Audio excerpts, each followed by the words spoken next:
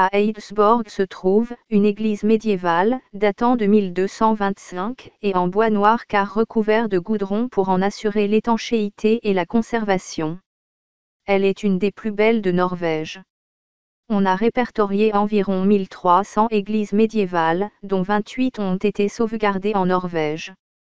On les appelle en français les églises en bois debout, car des mâts ou poteaux sont utilisés pour soutenir le toit et l'élévation de la nef.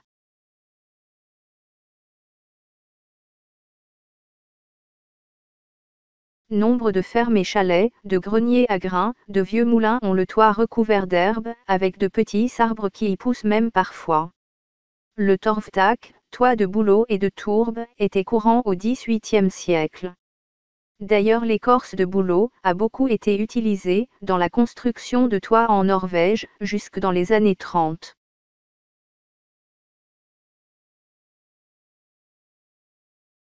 Les protections magiques sur les églises, les maisons et les navires des Vikings. Les pignons des toitures sont des points importants, pour éviter l'action des démons et les catastrophes. On y trouve la répétition de croix, d'images de dragons, ou des têtes de dragons stylisées. La croix représente probablement plus une défense contre les esprits de la nature, plutôt qu'un symbole de la nouvelle religion. Les têtes de dragon stylisées rappellent les navires vikings, et sont le plus souvent liées à la direction est-ouest, le lever et le coucher du soleil.